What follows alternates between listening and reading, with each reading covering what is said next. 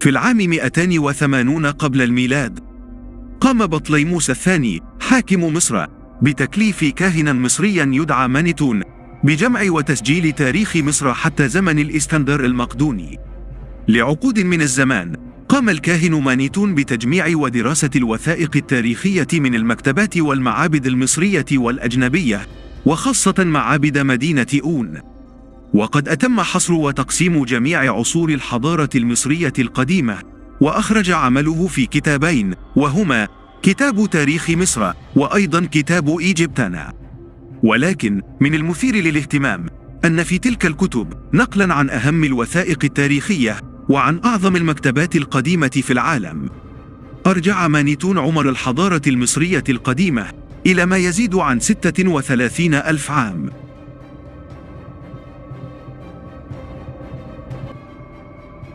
وفقا للتاريخ التقليدي الذي وصل إلينا، فإن عمر الحضارة المصرية القديمة يعود إلى حوالي العام 3500 قبل الميلاد، منذ بدايتها عندما قام الملك نارمر بتوحيد الممالك المصرية في العام 3200 قبل الميلاد.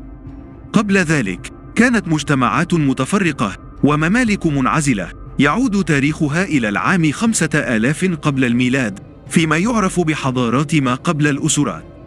ومن أهم هذه الحضارات نقادة، البداري، الفيوم وغيرها.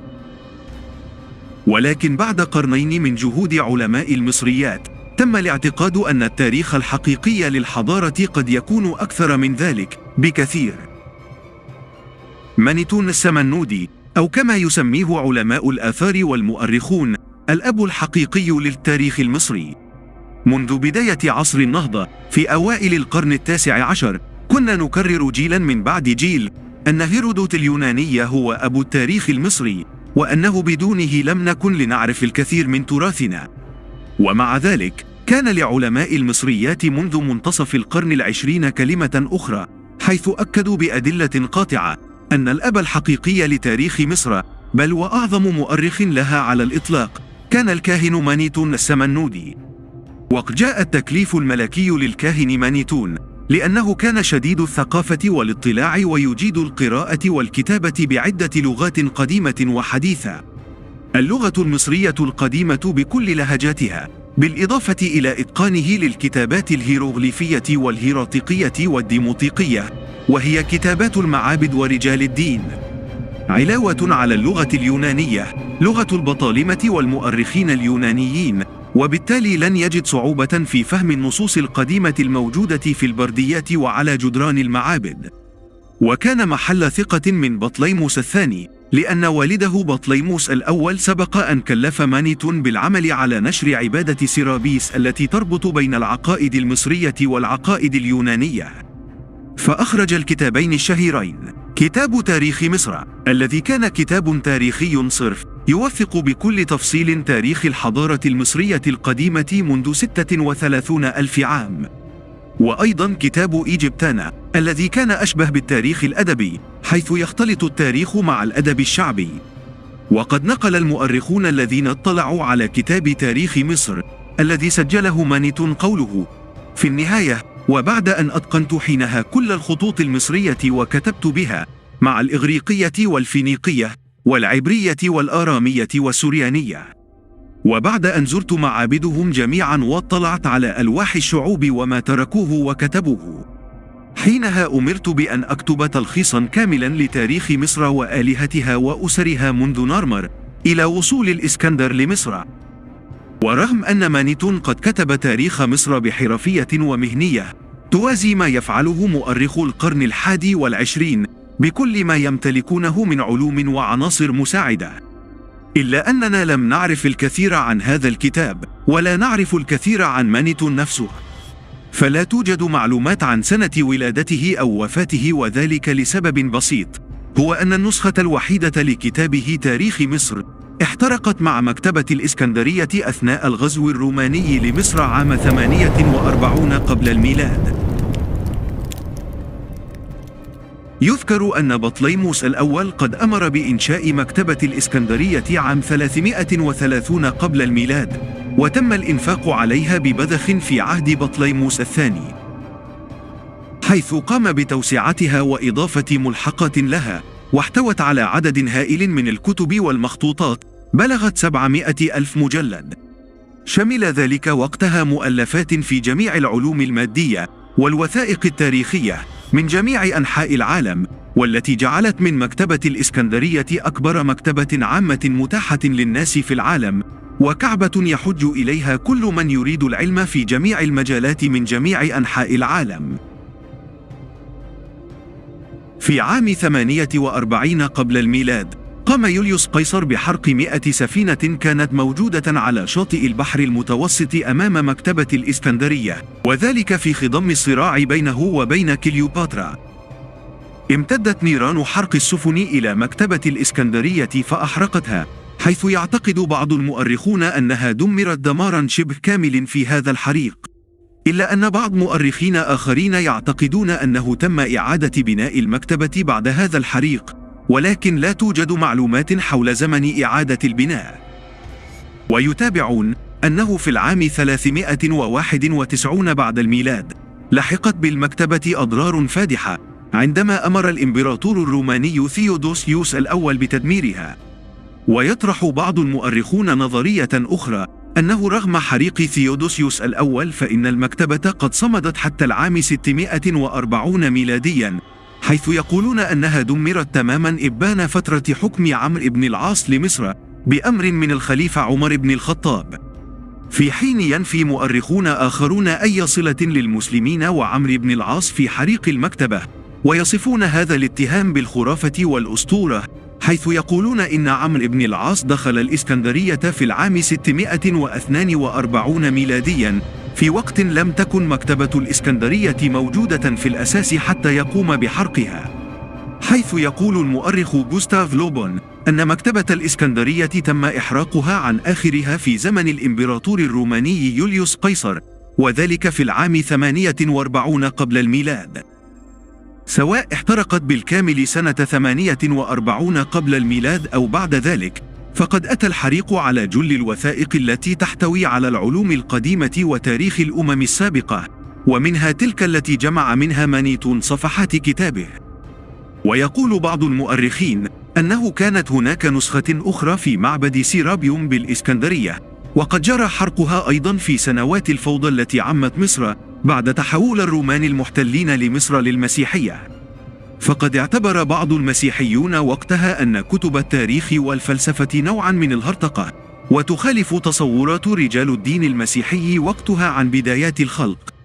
ورغم ذلك فإن التاريخ يذكر أيضا أن بعض رجال الدين المسيحي من قبط مصر قد أبقوا على كتاب آخر لمانيتون، وهو كتاب إيجيبتانا، الكتاب الذي يضم أسفارا تشبه أسفار الكتب المقدسة، وتتحدث عن الخلق والتكوين والفيزياء والأدب.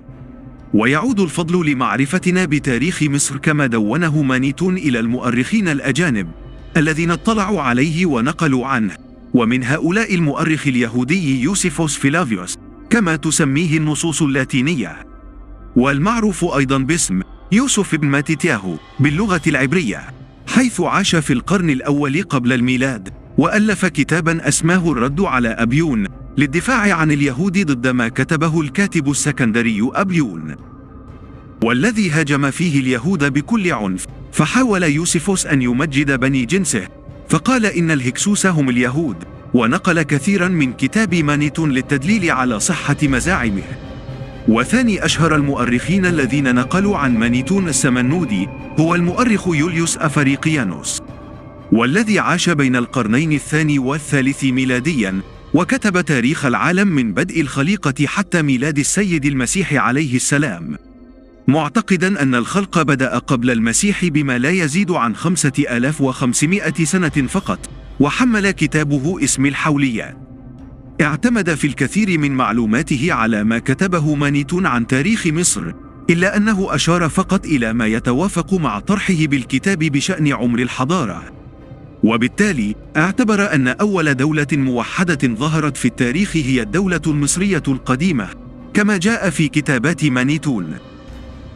لكن على جانب آخر يذكر ديودور الصقلي في كتابه تاريخ مصر، والذي نقل عن كتاب مانيتون أيضا، أن عمر الحضارة المصرية القديمة يرجع إلى ما قبل عصر الملك نارمر بعدد 33,000 عام، بمعنى أن عمر الحضارة المصرية يقارب 36,000 عام. كان كتاب مانيتون السمنودي تاريخ مصر هو المصدر الوحيد مما تبقى من سجلات بعد حريق الإسكندرية، الذي أتى على جميع السجلات القديمة لمختلف حضارات العالم، وكان يحتوي على تاريخ مصر من أقدم العصور حتى العام 323 قبل الميلاد، مترجما عن سجلات المعابد المصرية القديمة التي كانت هي المرجع العالمي الوحيد في العلوم والتاريخ.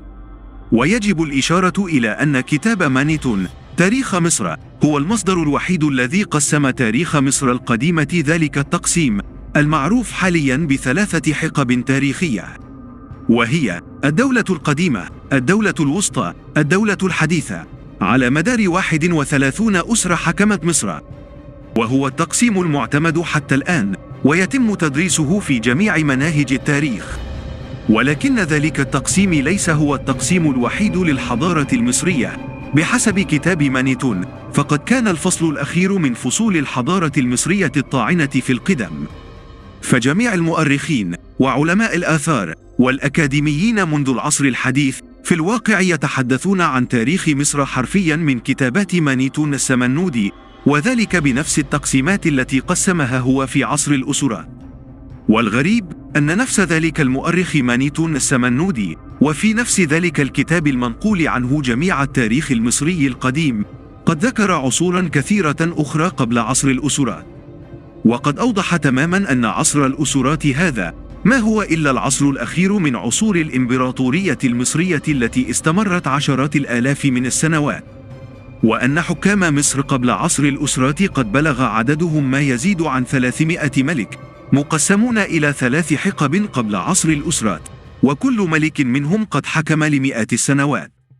بل وأن عصر الأسرات أيضا بما يحويه من حضارة تسحر الناس حتى يومنا هذا هو أكثر هذه العصور اضمحلالا بالمقارنة بحجم العلوم والتقدم للعصور السابقة. ولكن الغريب أن نأخذ من كتاب الرجل العصر الأخير الذي تحدث عنه في التاريخ المصري، ويسكت الجميع عن بقية هذه العصور، ويكتفي فقط بحصر جميع آثار الحضارة المصرية في فترة 3500 قبل الميلاد.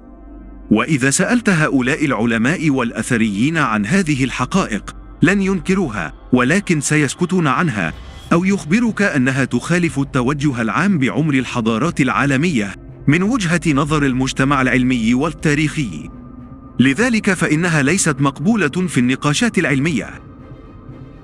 أمر غريب، أهو تطويع العلم والأدلة الأثرية حسب وجهة نظر مجتمع ما في عصر ما لأهداف غير واضحة إذن؟ هذا التوجه بدأ فقط في القرن 18 منذ بداية الاكتشافات الأثرية في الشرق الأوسط وتحديدا في مصر، وكل ذلك موجود وموثق في كتابات مانيتون وكتابات غيره من المؤرخين، وهو ما سنتناوله في حلقات هذه السلسلة. وسنعرض في الجزء القادم ما تم ذكره في كتاب مانيتون وما يتوافق معه في المصادر الأخرى في التاريخ المصري.